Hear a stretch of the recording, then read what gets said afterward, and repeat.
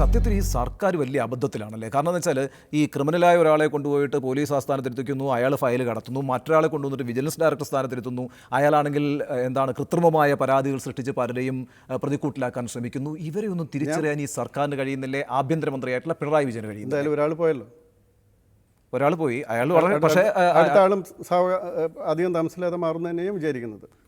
ഇനിയിപ്പോൾ ഈ ബാർക്കോഴയുടെ സമയത്തൊക്കെ ഈ ജേക്കബ് തോമസ് കുറേ കാര്യങ്ങളുമായിട്ട് മാധ്യമങ്ങളെ കണ്ടിരുന്നു, ജനങ്ങളുടെ മുന്നിൽ പല പ്രശ്നങ്ങളും അവതരിപ്പിച്ചിരുന്നു. ആ കാലഘട്ടത്തിൽ തന്നെ താങ്കൾ വ്യക്തമായി പറഞ്ഞിട്ടുള്ളൊരു വാക്ക് ഞാനിപ്പോഴും ഓർമ്മിക്കുന്നു, ചില ആളുകളുടെ ഹിപ്പോക്രസിയൊക്കെ അറിയാം. അത് അങ്ങനെ വരുമ്പോൾ ഞാൻ ചോദിക്കുന്നത്, ഈ ഒരു ഹിപ്പോക്രാറ്റ് ആയിട്ടുള്ള ഉദ്യോഗസ്ഥനാണ്.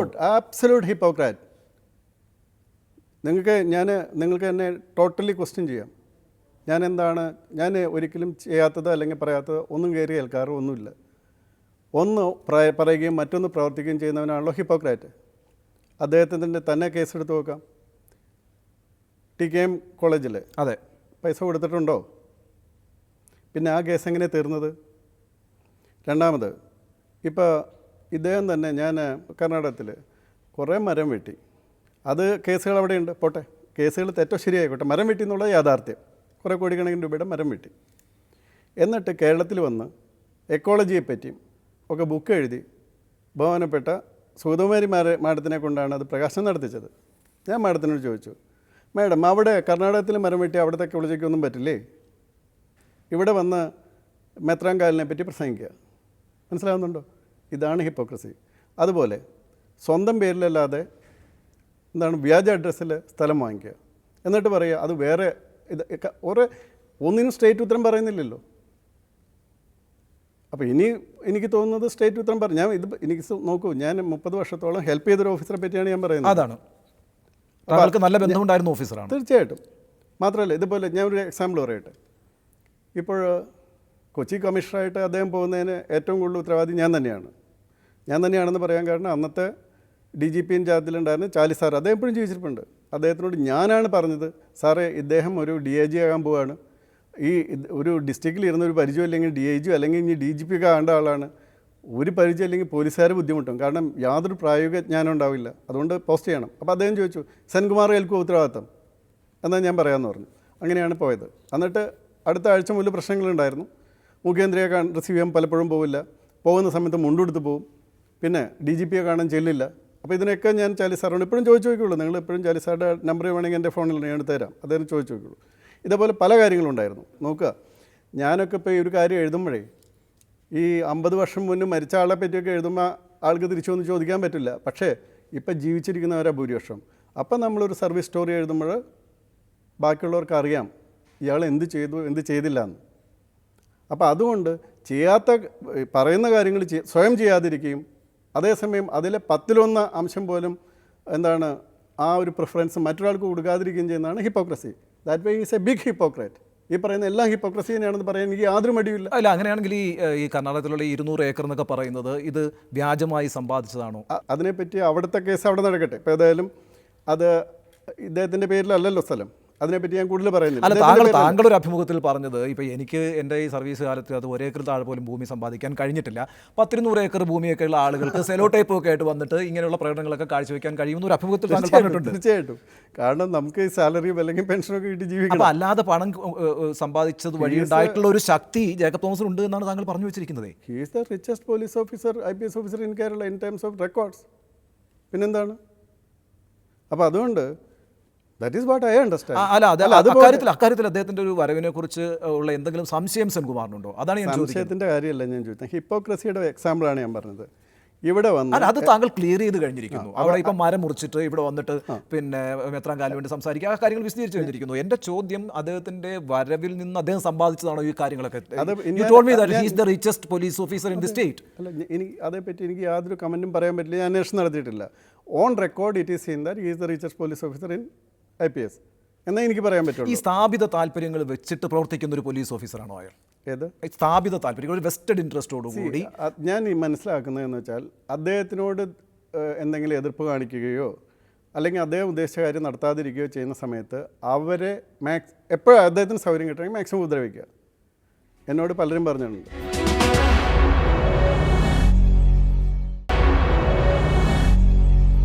താങ്കളെ ഈ സർക്കാർ അധികാരത്തിൽ വന്നിട്ട് ഏതാണ്ട് 5ാമത്തെ ദിവസം തന്നെ ഈ സംസ്ഥാന പോലീസ് മേധാവി സ്ഥാനത്ത് നിന്ന് മാറ്റിക്കൊണ്ടുള്ള തീരുമാനമെടുത്തു. അതിന് പ്രധാനമായും ചൂണ്ടിക്കാണിച്ച ഒരു കാര്യമെന്ന് പറയുന്നത് ഈ പുറ്റിങ്ങൽ വെടിക്കെട്ട് ദുരന്തവുമായി ബന്ധപ്പെട്ട ഒരു പ്രശ്നമാണ്. അപ്പോൾ അതിനകത്ത് കഴിഞ്ഞ സർക്കാരിൽ താങ്കൾ കൊടുത്തിരുന്ന 9 പോയിൻ്റുള്ള നോട്ട് അപ്രത്യക്ഷമാകുന്നു. അതിനു മുകളിൽ കഴിഞ്ഞ മുഖ്യമന്ത്രി ഉമ്മൻചാണ്ടി എഴുതിയിട്ടുള്ള നോട്ട് അപ്രത്യക്ഷമാകുന്നു. ഇതെല്ലാം ഇരിക്കുന്നത് അന്ന് ആഭ്യന്തര അഡീഷണൽ ചീഫ് സെക്രട്ടറി ആയിട്ടുള്ള നളിനി നെറ്റോയുടെ കയ്യിലാണ്. ഇതെല്ലാം മാറ്റിയാണ് അത് പ്രസൻറ്റ് ചെയ്യപ്പെടുന്നത്. നളിനി നെറ്റോ താങ്കൾക്കെതിരെ ഗൂഢാലോചന നടത്തിയോ? ഗൂഢാലോചന നടത്തിയെന്ന് എനിക്കറിയില്ല. പക്ഷേ 3 ഫയലുകളിൽ കൃത്രിമം കാണിച്ചിട്ടുണ്ട്. ആ കാര്യം നമ്മൾ സുപ്രീം കോടതിയിൽ പറയുകയും ചെയ്തു. ബഹുമാനപ്പെട്ട സുപ്രീം കോടതിയുടെ ശ്രദ്ധയിൽപ്പെട്ടു. ഈ ഫയല് എല്ലാം ഹാൻഡിൽ ചെയ്യുന്നത് 2 പേര്, അഡീഷണൽ ചീഫ് സെക്രട്ടറി ഹോം മാത്രമാണ്. അതായത് ഒരു സെക്ഷൻ ക്ലർക്ക് പോലും ഈ ഫയൽ കണ്ടതായിട്ട് യാതൊരു റെക്കോർഡും ഇല്ല. മനസ്സിലായോ? അത് മാത്രമല്ല, അതിൽ വേറെ കുറേ കാര്യങ്ങളുണ്ട്. ഫയൽ റീറ്റെയിൻ എന്നുള്ളത്, ഫയൽ റിസീവ്ഡ് ആഫ്റ്റർ ഇലക്ഷൻസ് എന്നൊക്കെ എഴുതി വെച്ചിരിക്കുന്നതൊക്കെ നമുക്ക് ഒരു ടെസ്റ്റിംഗ് പോലും നടത്താതെ മനസ്സിലാക്കാനാണ്. എൻ്റെ ചോദ്യം, എന്തിനാണ് നളിനി നെറ്റോ ഇങ്ങോട്ട് കൃത്രിമം കാണിച്ചത്? എന്താണ് നളിനി നെറ്റോയും ടി.പി. സെൻകുമാറും തമ്മിലുള്ള പ്രശ്നം? നോക്കും, ഞങ്ങൾ തമ്മിലൊരു എൻ്റെ അറിവിലുണ്ടായിരുന്നതിൻ്റെ ഒറ്റ actually he should have been, ഞാൻ പറയുകയാണെങ്കിൽ എന്താ പറയുക, to a certain extent oblige to me for protecting her dignity in a particular case for a time. അതെ, നളിനി നെറ്റോ എന്ന് പറയുന്നത് ഞാൻ അവരെ ആദ്യം കാണുന്നത് എൻ്റെ ട്രെയിനിങ് എസ് പിയുടെ ഭാര്യയായിട്ടാണ്. ഡെസ്മണ്ട് നെറ്റോയുടെ ഭാര്യ. അതെ. സോ ഇവിടെ വന്ന് നമ്മൾ ആ ഒരു ഫെബ്രുവരി വരെ, 2016 ഫെബ്രുവരി വരെ everything was very okay. Nothing, there was no, എന്താ പറയുന്ന, ഒരു ഇഷ്യൂസ് ഒന്നും ഉണ്ടായിട്ടായിട്ട് എനിക്ക് ഫീൽ ചെയ്തിട്ടില്ല. കാരണം നമുക്കറിയാൻ പറ്റില്ല, ഒരു പ്രത്യേകിച്ചും ഫയലുകളിൽ കൂടെയാണ് പെട്ടെന്ന് ആ മാറ്റം വരുന്നത്.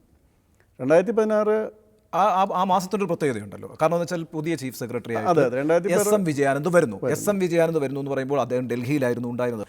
എസ്.എം. വിജയാനന്ദിനെ മുഖ്യമന്ത്രി ഉമ്മൻചാണ്ടിയെ ഉപദേശിച്ച് എസ്.എം. വിജയാനന്ദിനെ ഡൽഹിയിൽ നിന്ന് കേരളത്തിൽ കൊണ്ടുവന്ന് ചീഫ് സെക്രട്ടറി ആക്കുന്നതിനകത്ത് ടി.പി. സെൻകുമാറിന് റോൾ ഉണ്ടായിരുന്നു. അതുകൊണ്ട് തന്നെ നളിനി നെറ്റോയ്ക്ക് കേരളത്തിൽ ചീഫ് സെക്രട്ടറിയുടെ കാലാവധി വളരെ കുറച്ച് മാത്രമാണ് കിട്ടിയത്. വൈരാഗ്യത്തിൻ്റെ അടിസ്ഥാനം ഇതാണ്. അതില്ലേ സെൻകുമാറിൻ്റെ റോള് ഞാൻ പറയാം. സെൻകുമാറിൻ്റെ റോള് ഇപ്പോഴല്ല, അത് എനിക്ക് തോന്നുന്നു കുറച്ച് മുമ്പ് ആരോ ഈ you should also understand, S M. Vijayanand ഇത്രയും കഴിവുള്ളൊരു ഓഫീസറായിട്ടും അദ്ദേഹത്തിനൊരു എതിർപ്പ് UDF ഭാഗത്തു നിന്നുണ്ടായിരുന്നു. അദ്ദേഹത്തിന് ഡയറക്ടർ IMG ആയിട്ട് പോലും ഇരിക്കാൻ സമ്മതിക്കാതെ നിർബന്ധപൂർവ്വം പറഞ്ഞു വിട്ടതാണ് ഡൽഹിയിലേക്ക്. അപ്പോൾ ആരോ പിന്നീട്, ഇത് ഈ സമയത്തല്ല, ഇതിനിടയ്ക്ക് ആരോ പറഞ്ഞു അദ്ദേഹം എന്താണ് ഒരു ഹാർഡ് കോർ ഇടതുപക്ഷ അനുഭാവിയാണ്. അപ്പം ഞാൻ ആ പറഞ്ഞാലോട് പറഞ്ഞു, അങ്ങനെയാണെങ്കിൽ ഞാനാണല്ലോ കൂടുതൽ ഇടതുപക്ഷ അനുഭാവിയായിരുന്നത്, അപ്പോൾ എന്നേക്കാളും കുറവ് താഴെ അദ്ദേഹം നിൽക്കുള്ളൂ എന്നാണ് ഞാൻ പറഞ്ഞത്. അപ്പോൾ എനിക്ക് എവിടെയും പോകാം ഇങ്ങനെ വരുന്നതാണെങ്കിൽ. ആ ഒരു എക്സാമ്പിൾ മാത്രം, അത് കുറേ സമയം മുമ്പാണ് പറഞ്ഞിട്ടുള്ളത്. പക്ഷേ ഞാൻ മനസ്സിലാക്കുന്നത് അങ്ങനെയല്ല. അദ്ദേഹം ഡൽഹിയിലുണ്ടായിരുന്നു, മുഖ്യമന്ത്രിയെ അവിടെ വെച്ച് കണ്ടു, അദ്ദേഹത്തിന് ഇങ്ങോട്ട് വരാനുള്ള താല്പര്യം അറിയിച്ചു. മുഖ്യമന്ത്രി അത് അന്നത്തെ മുഖ്യമന്ത്രി അത് പരിശോധിച്ചപ്പോൾ അത് ശരിയാണെന്ന് തോന്നി, അദ്ദേഹം അനുവദിച്ചു. ഇത്രയാണ് ഞാൻ മനസ്സിലാക്കിയിട്ടുള്ളത്. പക്ഷേ അലഗേഷൻ വന്നത്, ഇനി പുറത്തു വന്നത് താങ്കൾ പറയുന്നത് പോലെ തന്നെയാണ്. ഞാൻ പറഞ്ഞിട്ടാണ്, അല്ലെങ്കിൽ ഡോക്ടർ KM അബ്രഹാം ഞാനും കൂടി പറഞ്ഞിട്ടാണ് മിസ്റ്റർ വിജയാനന്ദനെ ഇങ്ങോട്ട് വരാനും ചീഫ് സെക്രട്ടറി ആകാനും സാധ്യതയുണ്ടെന്നുള്ളൊരു റൂമർ ചിലർ പരത്തിയിരുന്നു.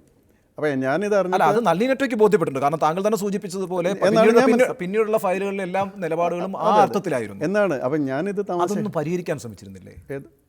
ഈ ഒരു ആശയക്കുഴപ്പം, ഈ തെറ്റായൊരു ധാരണ മാറ്റാൻ എങ്ങനെയാണ് മാറ്റുന്നത്? അതെങ്ങനെയാണ് മാറ്റുന്നത്?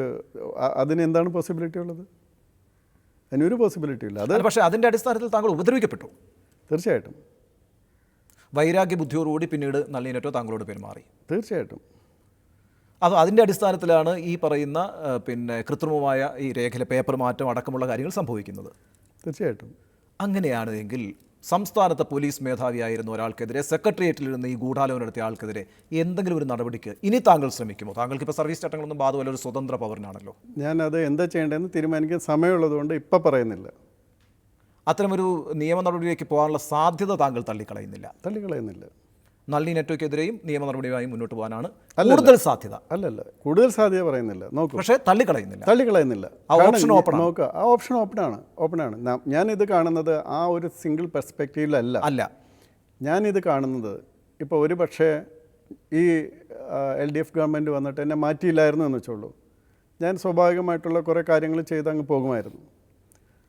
അതിന് പകരം ഞാൻ ഒരു വർഷത്തോളം ബുദ്ധിമുട്ടിയെങ്കിലും, വളരെ എനിക്ക് സാലറി ഒന്നുമില്ലായിരുന്നു, അല്ലാതെ ബുദ്ധിമുട്ടിയെങ്കിലും എന്ത് സംഭവിച്ചു എന്ന് വെച്ചാൽ ഇന്ത്യൻ പോലീസിൽ IPS മാത്രമല്ല SHOമാർ മുതൽ ഉള്ള എല്ലാവർക്കും പ്രയോജനകരമാവുന്ന പ്രധാനപ്പെട്ട ഒരു വിധി. ഒരു വിധിയിൽ എത്തിക്കാനും അതുപോലെ ഒരു പ്രത്യേക സിറ്റുവേഷനിൽ വരാനും തിരിച്ചു വരാനും നമ്മളിപ്പോൾ ഒരു ടോട്ടൽ ബെനിഫിറ്റ് ആൻഡ് കോസ്റ്റും നോക്കുന്ന സമയത്ത് benefit side is very high. അപ്പം ഞാൻ പിന്നീട് അതിന് കോസായിട്ടുള്ള ഒരാളുടെ പുറകെ നടക്കണോ എന്നൊക്കെ ഞാൻ പിന്നീട് ആലോചിക്കേണ്ടതാണ്. വളരെയധികം നന്ദി സെൻകുമാർ. Thank you.